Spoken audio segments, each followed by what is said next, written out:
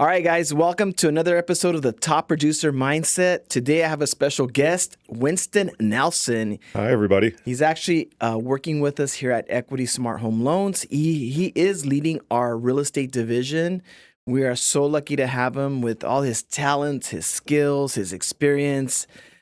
Just an amazing person. We've gotten to work already for about 4 or 5 months, and just been wonderful here at Equity Smart. But today you're on the spotlight. Yes. Thank you for taking the time and course. being here with us. Our fans, our people that are watching the show, they want to learn, they want to grow, they want to become top producers like the rest of us, right? So let's dig right in. So let's start from the beginning. Okay. What year were you born? No, I'm just kidding. No. Let's back up a little bit. How was your childhood? Okay, childhood. Wow, that's going way back. It was a good childhood. We weren't overly rich. We were middle class. Grew up in Miami, specifically North Miami Beach. And wow, that doesn't sound like a bad place to grow up. No, it was wonderful going to the beach all the time. Here you have to pack up, get in the car, haul everything to the beach. But in Miami, you just bring your sandals and your beach stuff, and boom, you were right there. And that was your growing up. That was growing up, so Wow. it wasn't too bad. I am a beach body, if you will, even though you can't tell by what you see. But I love being at the beach. We actually have a day off on Friday. I'm going to go to the beach because it's so fun. But let's go back. So played a lot of sports, always athletic. I don't even know which camera to look into. But you could look at me like you're talking. yeah. Okay. So, like I said, athletic, played sports, basketball, baseball, and football. And was this something that you did on your own, or your parents encouraged you? I would say I started off on my own, and my parents supported me. Gotcha. But they weren't making the push, like you got to get into sports. They weren't making that push. My father, he is a soccer lover. I wasn't, and I'm sure he was disappointed that I didn't play soccer. My father's from Jamaica. A fun fact, a lot of people don't know that. And that hence the name Winston is a very Jamaican name. So growing up, people would always make fun of me, always thought my name was funny. And so I always when I think of Winston, I think of Winston Churchill. Yeah. So- Winston Churchill, a great person. I love it when people, think of Winston Churchill first, but a lot of people think of Winston cigarettes when they think of me. And so I got everything. Also, I was born, fun fact, on April 1st. And Is that a joke? I know. And so everybody used to always say, gosh, you're such a joke. And it turns out I'm actually quite funny. I do well with dad jokes. I'm a father of 3, but before that, let's keep it going. I went to high school for aviation. I really had a love for airplanes. From the day my father bought me a little plane that was motorized, I fell in love with planes and I wanted to fly. So found an opportunity to go to school at Hialeah High. And Hialeah High, they had an aviation program and they would allow us to fly out of Opelika Airport. So I got my private pilot's license at an early age. So that's what I did through high school. Got accepted to Florida State University, went out there first semester, and my mom got ill. And so this is the part where everybody goes, aw. And so I had to leave the semester and then started doing kind of like what you did. I went to junior college. All right, but before we get into all that, I just want to. So nothing traumatic growing up. No, Of course. I mean, it was pretty. I mean, aside from the normal, right? You have all your needs met. I love You it. were able to concentrate in your sports and do everything. So You're digging deep, man. Yeah, Okay, yeah, I'll gotta take you dig there. deep, I'll yeah. take you down that rabbit hole. So something that did happen, playing football, I did break my hip.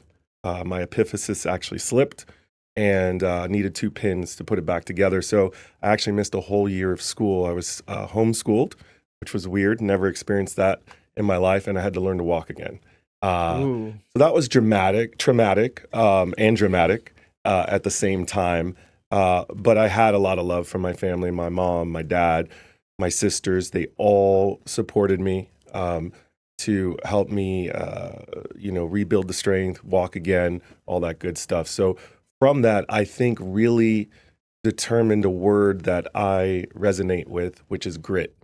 To come back from that, to be able to do sports again, I didn't play football again after that, but I played lighter sports. So that Uh, was like a major setback. I oh mean, you yeah. get a big injury. How long did it take you out for?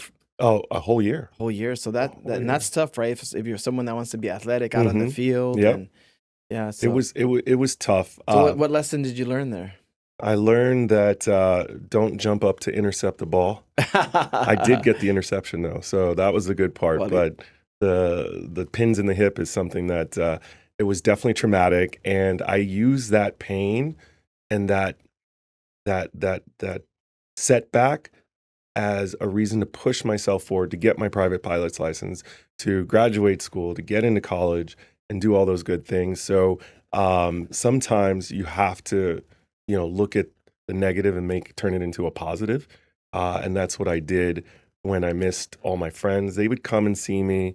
Like I said, I had a lot of support, which was great. But I thank my mom, because when I did go to the hospital from that injury, they gave me some crutches and said, "Go home. You're good. There's nothing wrong." well, you're young. You're gonna bounce back Yeah, quickly. the issue was they only x-rayed the knee. They didn't do any other part of the leg. And so my mother, God rest her soul, she literally came in there screaming and said, "I don't care what you do. He is not leaving this hospital until you x-ray him from head to toe."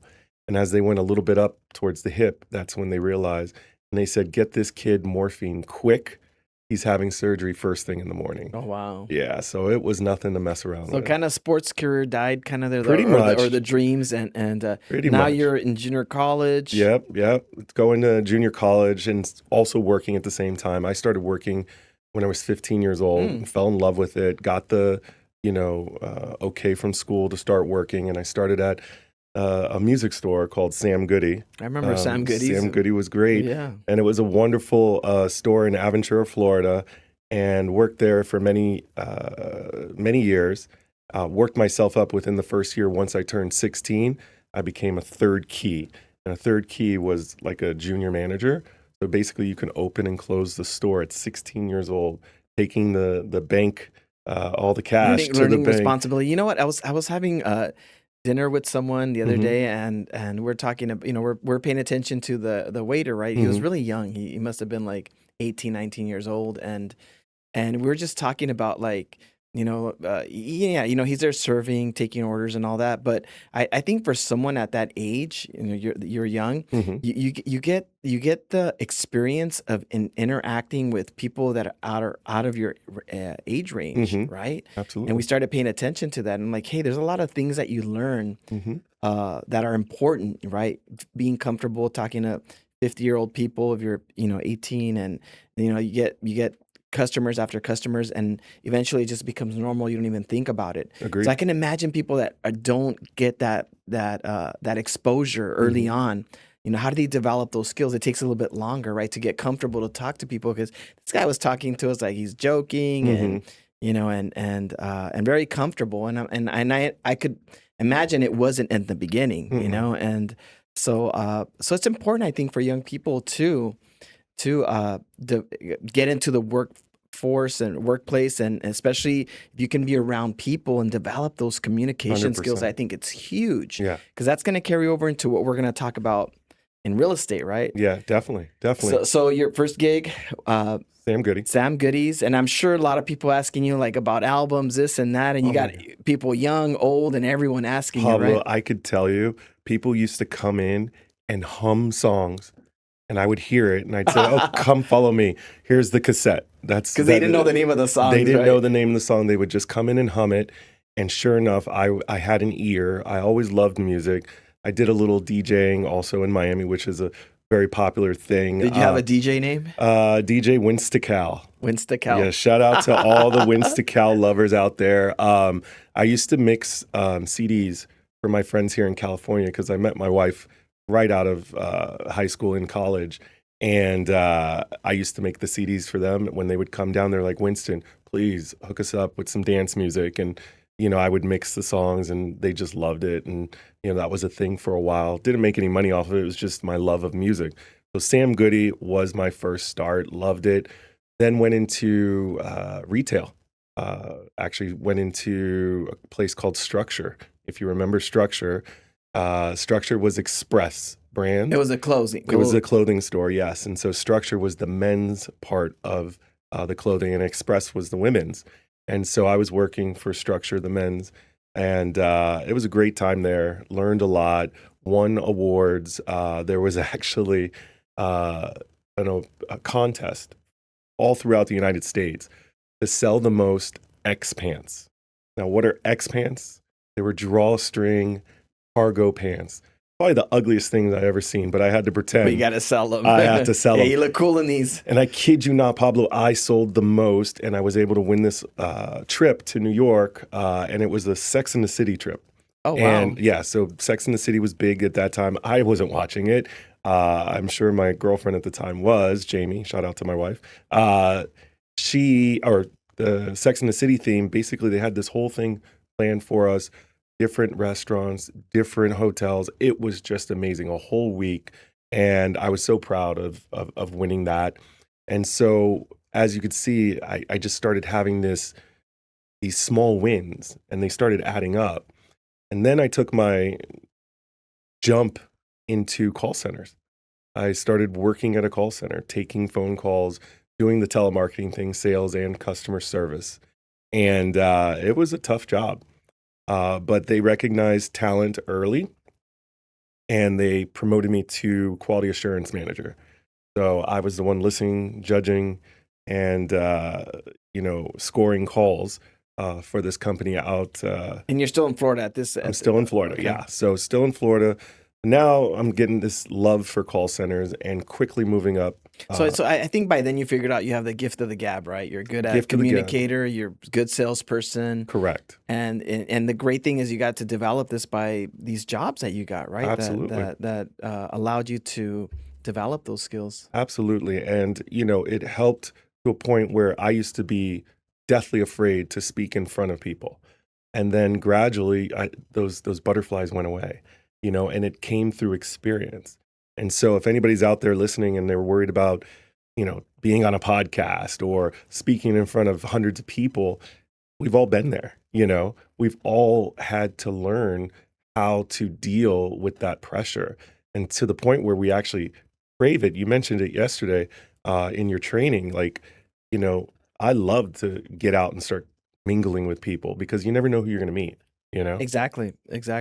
And I don't want to skip the part where you said you did win the contest to Sex of the City. Yeah. What did you do different from all the other salespeople at that moment? Was it just a shift in mindset? Was it just execution, a combination of different things? What do you remember that allowed you to win that contest? I'm a competitor. I like to compete. I bring it back to my sports days.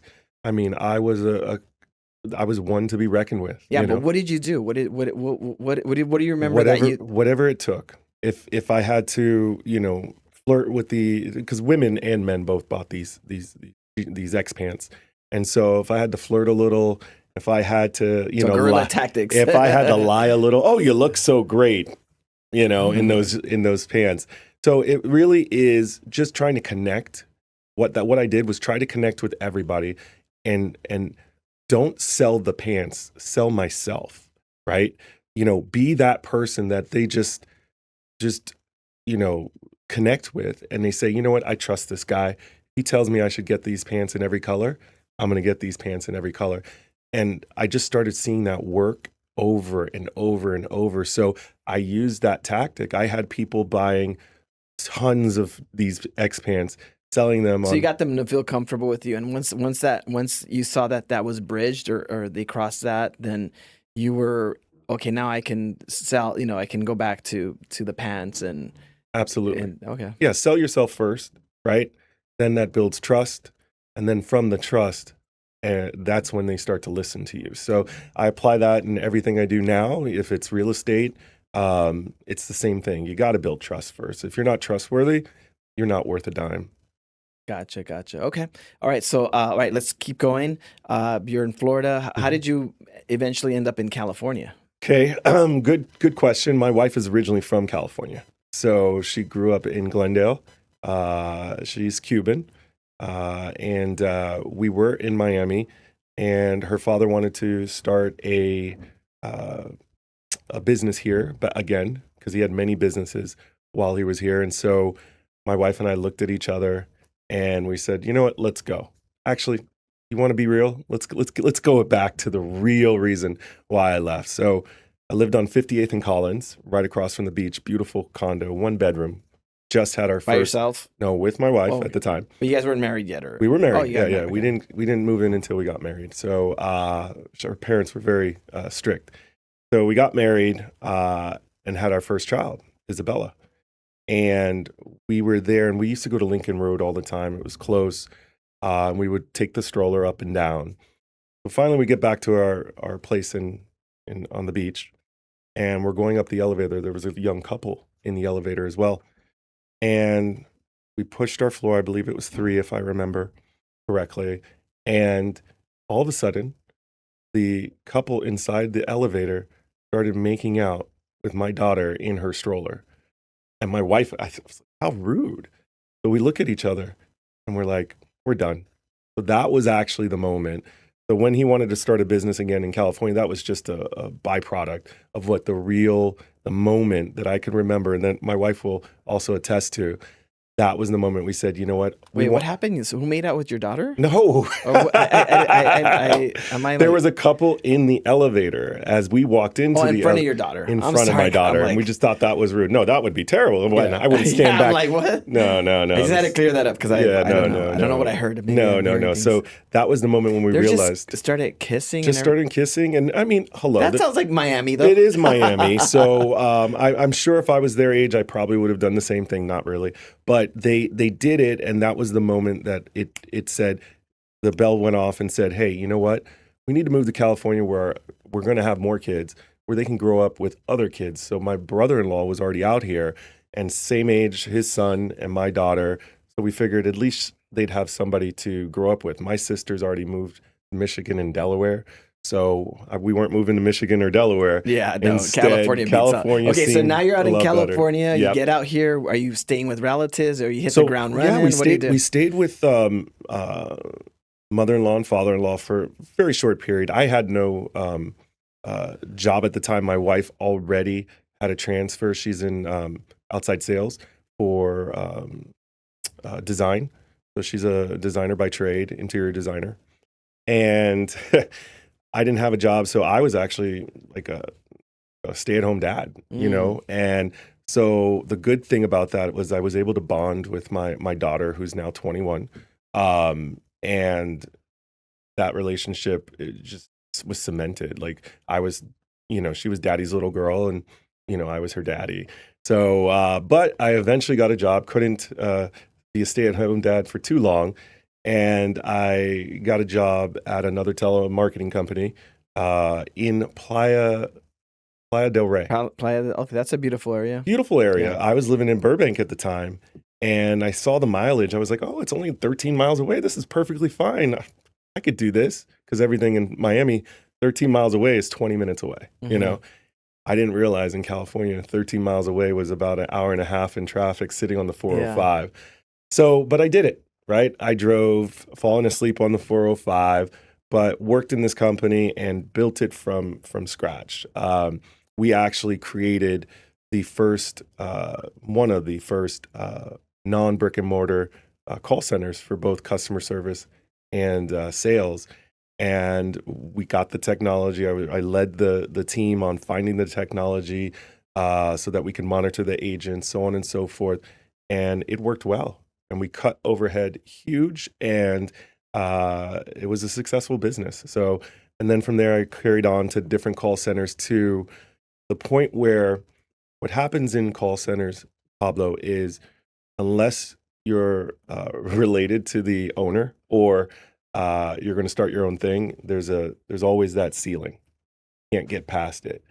And I was moving a lot faster than some of these call centers, and I always had a love for real estate, going to homes. My wife is an interior designer, seeing these beautiful homes that she's, helped design and so on and so forth. I was like, I really want to go into real estate. And so I jumped into real estate, passed my test on the first time, and the rest was history. Became a top salesperson at John Arrow, which became Compass. I remember John Arrow, yeah. John Arrow Group. And right off the get, I said I wanted to be a listing agent. And everybody looked at me. Mind you, that was 15, 16 years ago. I was a lot younger. People said, hey, kid, you can't be a listing agent. You have to be a buyer's agent before you become a listing agent. And I thought to myself, nah, I don't want to do that. I don't want to, drive people around. A lot of people would say buyers are liars, all these things, negative things out there. And it kind of stuck with me. So I said, you know what? I'm going the listing route. And again, just like you said, going back to the sports days, going back to moving up in companies and building companies. So everything just kind of got to that point, full circle, boom, you're ready. You got all this experience, sales. Yep. And it is because, when you're a real estate agent or a loan officer, you're independent. Yeah. Your next meal is going to come from your next closing. And Absolutely. no one is going to get you that closing but who? Yourself, yeah, right? Absolutely. And those are the skills that we have to develop. A lot of people want to break into this industry.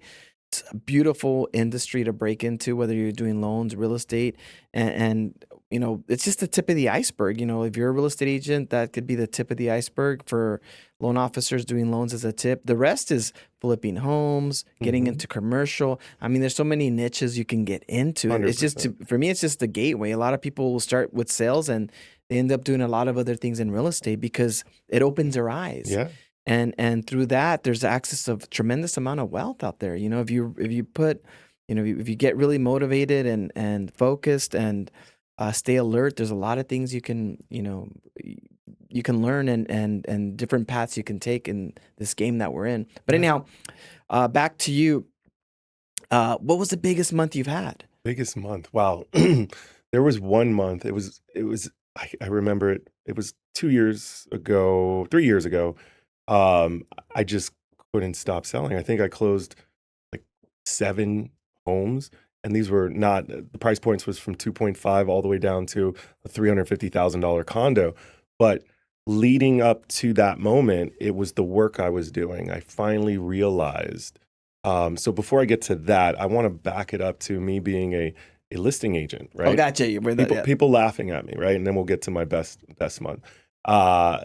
People laughing, making jokes, so on and so forth. Because you're new, and this is like, I'm not going to be buyers. I'm going to skip that step and go straight to listings. And the reality of life hit me like a ton of bricks. Literally, guys, I'm going to save you guys some time and money right now. This is some golden nuggets right here. When you start in real estate, you really start hanging out with other realtors. So much so that at that time, this is my only income. Oh, well, this was my only income. My wife had her. So we were a one income family at this time.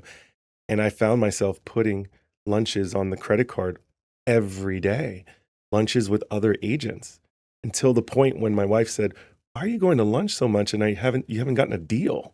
So I didn't get my first deal. You got to earn your lunch. You got to earn your lunch. So literally my first deal, it took about 6 to 8 months. Which sounds about right. Which is about right. But I think the first 3 months, remember, everything happens in 90 days, right? So what I do 90 days from now, I'll see the results. That's what I always coach to. And I could have stopped those 90 days of going to lunch and just chatting it up, going to open houses and then going to lunch right after. So you wasted a lot of time. Wasted a lot of time. Yeah. So to fast track you guys who are starting in real estate or loans, mingle, network, but network with people who are going to give you business. Other real estate agents aren't going to give you business. Maybe you might be able to team up, right? They were more of a distraction. And this reminds me about the training we did yesterday. We're talking about where you come in, stay focused, don't get distracted, and 100%. Yeah, and it's because this is one of those industries where it's so easy to get distracted. Have you ever been to a Twilight? I've been to plenty of Twilights with wine and crackers and music. Free booze and everything. And it's a very social, which is the skill that you really need. But you're right. It's easy to get caught up in all that and not focus on your production and the things that matter. Yeah. So back to my best month. I mean, it's everything I did up until that moment. I was door knocking, making phone calls, handwriting notes. I was very big on newsletters. So what I would do is worked something out with my manager where I would come in after hours. He said, use the printer, print as much as you want. Literally would print these newsletters and go and deliver them myself. So much so that an owner of a real estate company, I'm not going to name, very well known, came up to me at the YPN. You remember Young Professionals Network? Yeah. For real estate. Came up to me and said, "You're Winston Nelson." And I said, "Yes, I am. Who are you?" And he said who he was, and I should have known who he was at the time. Later found out he owned one of the biggest real estate firms out there. And that just goes to show that if you're consistent with things that you do, some, money-making activities, you're going to have the best month ever. And that's what happened. It was 6 to 8 units in 1 month. It was great. Other agents who were top agents used to make fun of me because I would sell anything, right? One time, this one top agent, not going to name his name, called me the king of Panorama City. And the reason being is I closed like 3 or 4 deals in Panorama City, while this gentleman had 4 multi-million-dollar homes that have been on the market for 80 some odd days, but everybody could to each their own, right? I've sold those homes before. It's about selling what your clients need you to sell.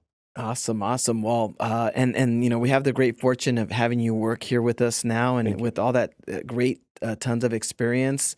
But let's focus on the audience that's listening to this, right? I imagine someone that is young in their career, or maybe been in the career for a while, struggling to get ahead and get some traction and some momentum going. Is there 2 or 3 things that come to mind that you could share with that person that you could revisit in your own mind and say, you know what, I'm glad I did these three or 4 things that really helped propel me to where I'm at now? Okay, that's a great question. I would say, first off, you're not alone. There are so many people out there who, they talk the talk, but they're not walking the walk. On social media, I didn't have social media when I first started in real estate. Social media has really helped people to at least look like they're busy.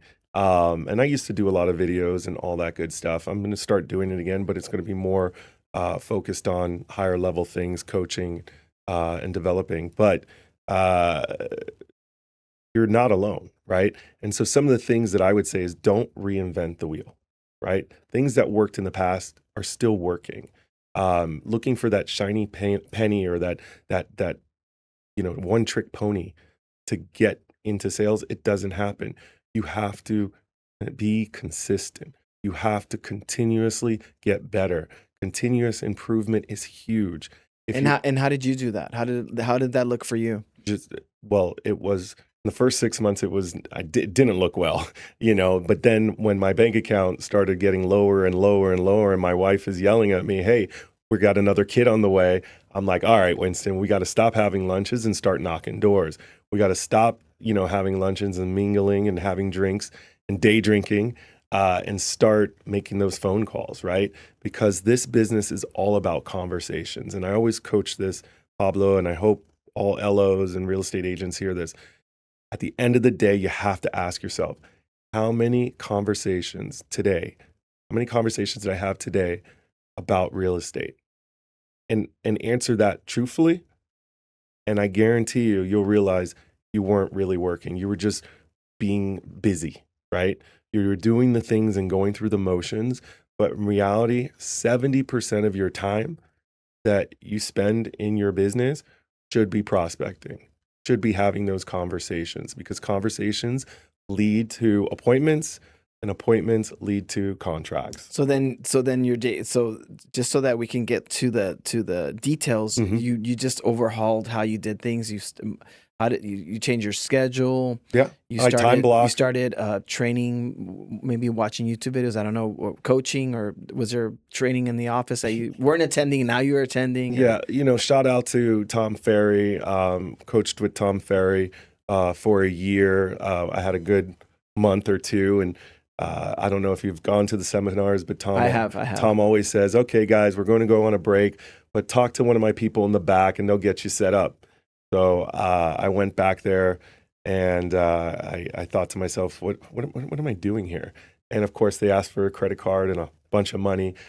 Tim and Julie Harris, another great coaches that I've coached with. So coaching is huge. So I got coaching to set me straight and hold me accountable. I became a time blocker.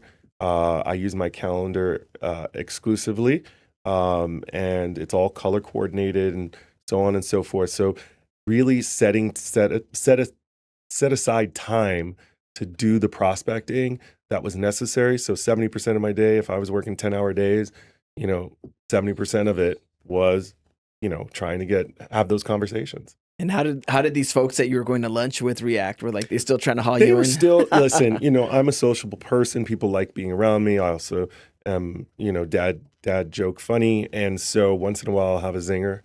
So they started missing that, but then they started seeing the production and they wanted to be part of it somehow, some way. And that's actually how the Winston Nelson team came to be. I had at the height 3 buyers agents and 2 listing agents, and we were just rocking and rolling. So I was able to combine my management skill and bring it to the sales side and run a team.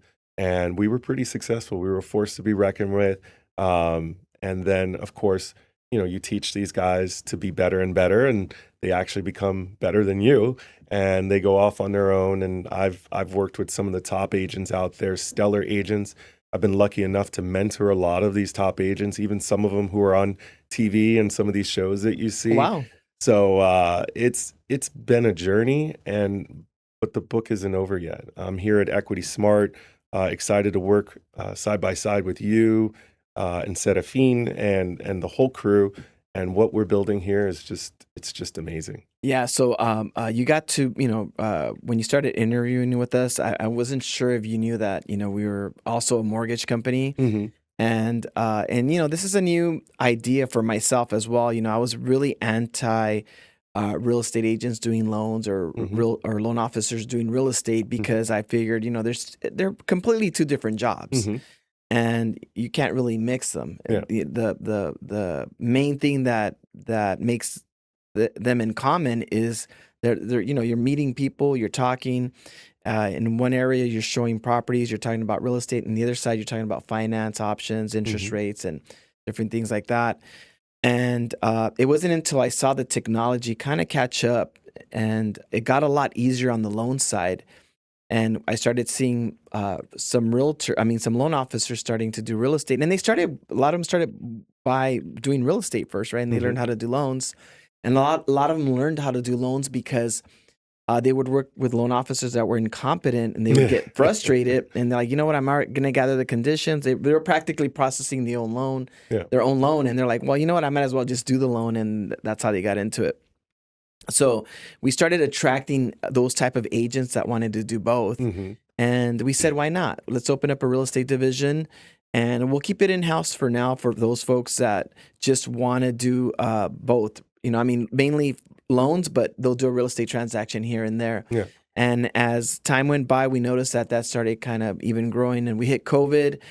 And after COVID, it just, the technology was there, everything was in place, and we as a company said, why not? Yeah. Why not be the place that allows agents that want to do loans both, and vice versa.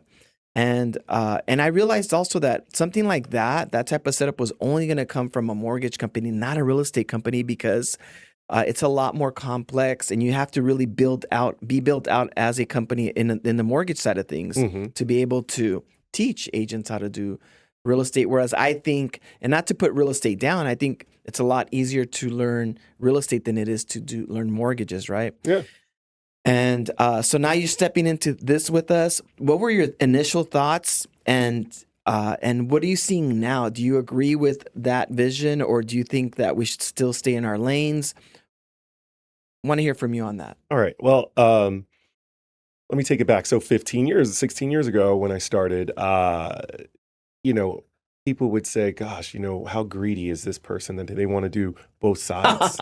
Literally, that's all I heard from the wiser real estate agents at the time.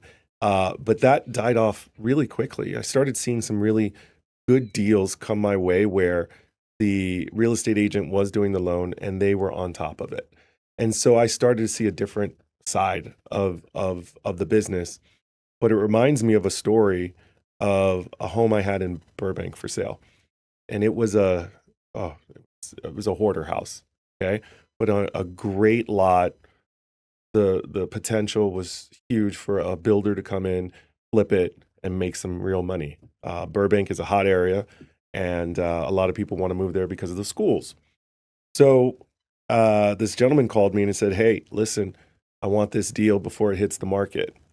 And I said, "Well, my client wants to put it on the market."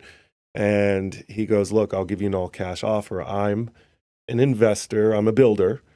I also do loans, and so I'm going to be representing the loan, and I'm going to be representing my client." And I thought to myself, I said, "Gosh, you're representing a lot on this, right? You're going to get the flip on the other side." I said, "How about this? I'll represent the buyer and the seller on this one. You can go ahead and do the loan, and you can get the flip on the other side." And I said, "My client will not accept anything less than," boom, because I had a conversation with my client at the time, and we got the deal done, And And you so were impressed with I was impressed with him and what he did in his professionalism on the loan side, but I didn't want to take that chance of him, handling the buy side as well. And so it worked out well. We still talk to this day. Great guy. And I'm glad we were able to capture that deal. But the reason why I tell you that story is because I still wasn't 100% sure that sold on it. sold on the whole loan officer also doing the buy side. I just didn't want to do both sides of the deal, in the sense that I didn't want to do his work and he gets paid for it. But now, since I've come into Equity Smart, I'm seeing these agents do it, and they're doing it with ease and with minimum questions. I work with agents who've been doing this for a while who still have easy questions that they ask me, and I don't mind answering them. But some of these loan officers are just so specific, and they know what they want, and they know how to help their clients and get the deal done. And so I'm seeing some of the most professional people here at Equity Smart, home loans and real estate services, doing both, And so it's an amazing thing to see, and I'm glad I'm part of it. Actually, if you look at the industry right now, Pablo, they're moving towards that.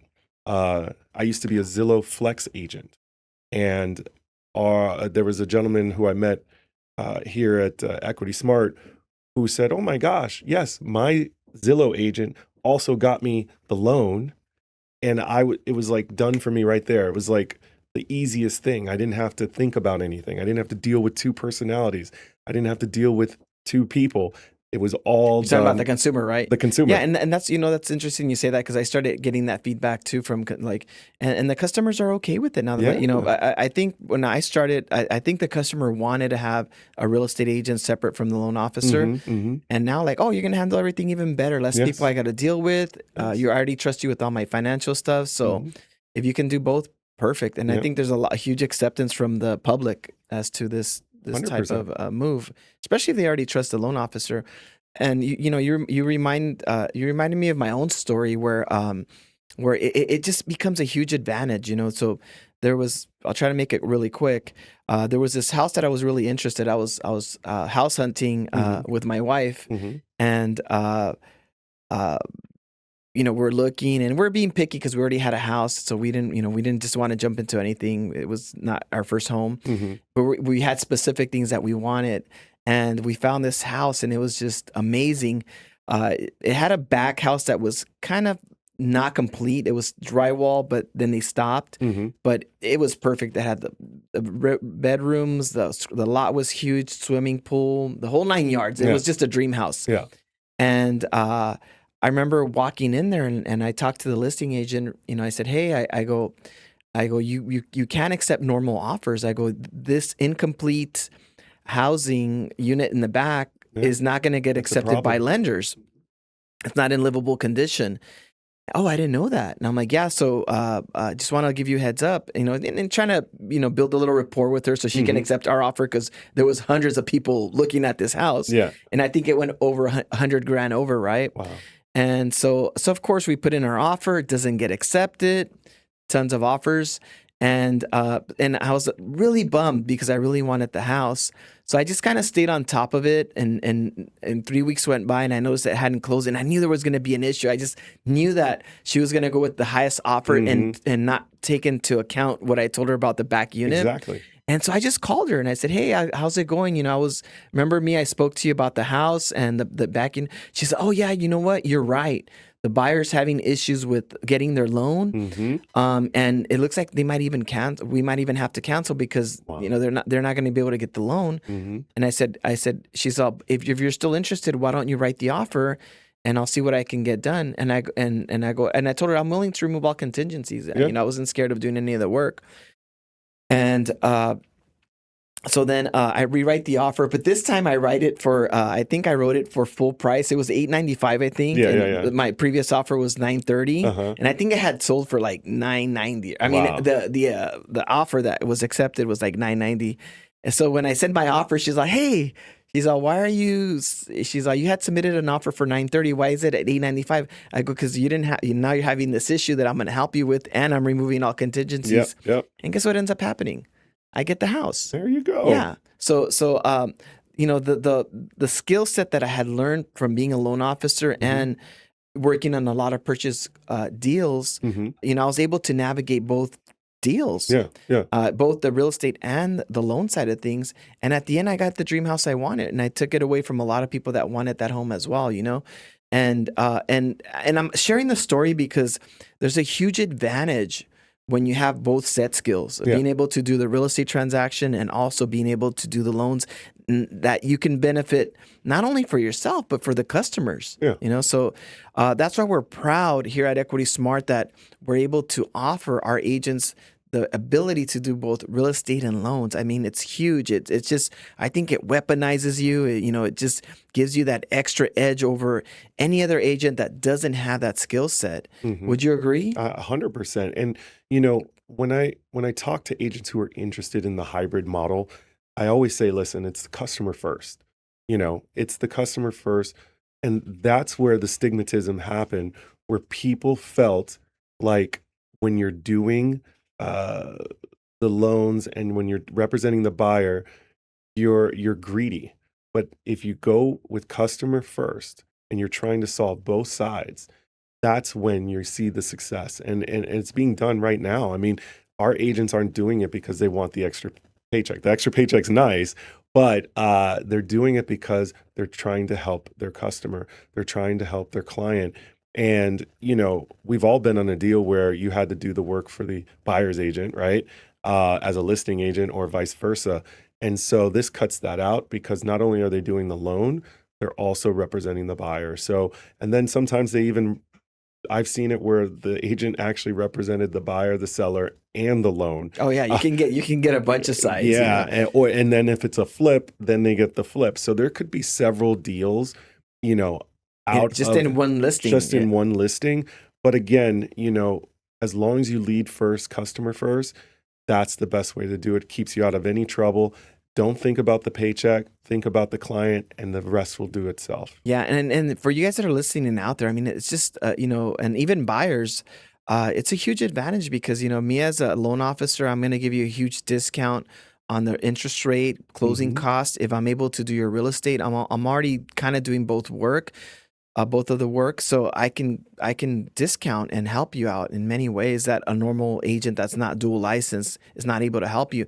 And we see a lot of this happening. We see our loan officers that are doing both, giving credits, helping with closing costs, almost giving the loan away at times just because they're able to also do the real estate, and they're happy just doing the real estate, or and with the hopes that they're going to get more referrals and more deals down the road because they're being generous in those deals, right? 100%. Yeah, definitely. And if you just look at the industry alone, I was saying it earlier. I mean, Redfin, Rocket, right?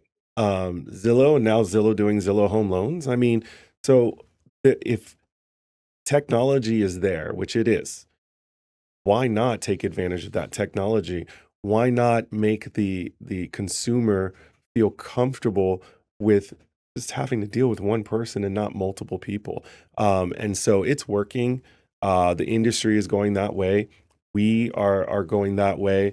and I'm happy to help the company grow that side of the business. Yeah, and that's mainly the reason why we brought someone with your talent and skill set, because we want to have a robust real estate side. We want to be strong on the real estate side, not just for the consumer, but for our agents, so that they have the tools, they have everything that they need, so that uh, they can handle both, Yeah. in a seamless ways. We have great technology. I think we're using SkySlope. We're a member of a bunch of different boards.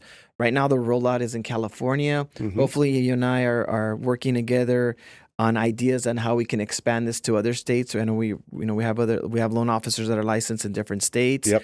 And right now we're going through the fine tuning and figuring out process and making sure that the rollouts are going to be great and efficient, and allow the agent that's wanting to do both have everything they need so that they can succeed, and they don't have any turbulence or any rough points or pain points that they're going to be hitting. Yeah. And what do you think the future is? Do you think that this is the future, or is just something kind of like an extension for those that are going to take it and that see the light, in a sense, are going to continue down that path?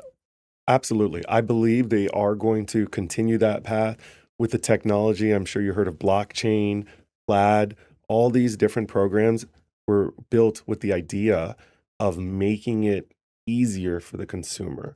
And so we're doing our part by making it easier for the consumer, because we're going to handle the loan. We want the deal to close. So we're going to find you the best loan. We're going to make sure you're qualified, and then we're going to get the deal done. And so, yes, I do see in the future it even being more streamlined. And that's why I love when I met you and talked about it. And I was like, they see the future. I mean, hello, we've already been dabbling with AI, and many other people are trying to figure out what we do. Stay tuned, AI for real estate. But Pablo, you see, I don't want to say you see into the future, but you see into the future. You know what's coming up. So I know that was a loaded question you gave me, because I know we're already moving that route. So yes, absolutely. I see that being the future. And when the market gets even better, the key word, even better, loan officers are going to thrive with with the ability to be able to help people purchase and also get a loan, and get a loan with a decent, interest rate. Yeah, and if you're a real estate agent or loan officer listening to this podcast and interested in getting more information, reach out to one of us. Yeah, we'll be more than happy to share. I do a presentation every Tuesday. Winston could get together with you and let you know how we put this all together for you guys. And we haven't even touched on the fact that we're like a virtual platform. We're not housing any agents. The agents that do come into our corporate office are the local ones that are able to drive here, and we provide them desk. But 98% of our agents are working remote, and that's another great topic we could get into some other time. I mean, but I want to thank you, Winston. I think we talked about a lot of great stuff. You shared your story. We get to know you that much better now. I feel more comfortable now. I know you're not a serial killer. Hey.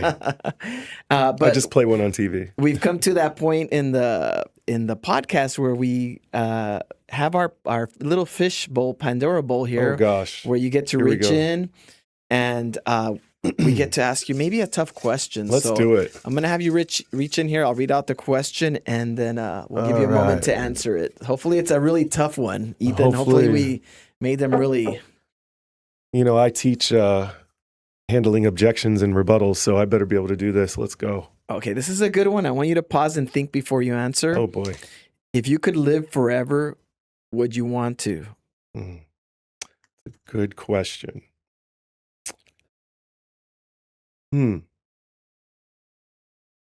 Would I want to? The truthful answer is, I'd like to be able to live as long enough to see my grandchildren. That's it.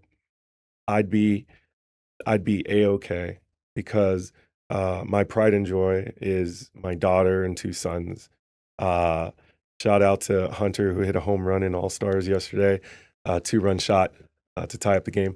But my kids are my everything. My wife, she knows that. If I thank her tremendously for bringing in to this earth 3 amazing children. So I can't wait to see the children that they bring in. So I'd like to live as long as it takes so that I can see those kids grow up. But living forever, nah, Yeah, That's- you're gonna outlive your children and all that, right? I mean, it reminds me of the movie Benjamin Button, but the opposite way. So no, I don't want to live forever. I love life. I live life every day. You see me, I bring energy everywhere I go because you never know. You never know, right? So bring the energy, live life to the fullest, have fun while you're doing it. But again, work, that's all I would say. And, I love what I do. I could see myself doing it forever, but I want to be You're not going to live forever, though. But I'm not going to live forever. I will do it up until the time I have amassed enough, savings and money to be able to spoil my grandchildren. Gotcha. Well, there you guys have it. Thank you so much for being with us on the Top Producer Mindset. And if you guys want more information on Equity Smart Real Estate Services, Winston is available. And we'll put all his contact information on the podcast so you have it. Amazing person. It's a pleasure working with you. Likewise. And also this, I want to just quickly say that this is our last episode. We saved from the best for last. And I just want to thank everyone. I mean, we've had some amazing people and when we started off early, a lot of people went through these struggles, single moms, and you got to check out all the podcasts. I mean, different stories. And I think the last couple ones we actually got to talk to people that didn't go through some very tough turbulence in their younger years, right? And so it's good to see a mix of things and see how people develop their own thoughts, their own mindset, and the different things that they go through in life to get where they're at and to decide, hey, I want to be successful. I want to be able to make a lot of money in this profession that we're in, which is real estate, whether you're doing loans or real estate. And they're great people to learn from. A lot of our agents are really friendly. If you've seen one of the podcasts and you really enjoyed one of our guests, please let me know. I could set something up with them so you can maybe get more one-on-one time with them and learn more on how they took their game to the next level. So excited for this year. It's been a great season. Yep. I want to thank everyone. Ethan, our guy behind the scenes, you guys don't get to see him. He's back here. He's the one that makes all the magic happen. Makes me look 100 pounds lighter than I really am. Makes me look smarter than I really am. But anyhow, thank you so much. And we'll be back next season. We're really excited. Great all right, job. Thank you guys. Love it.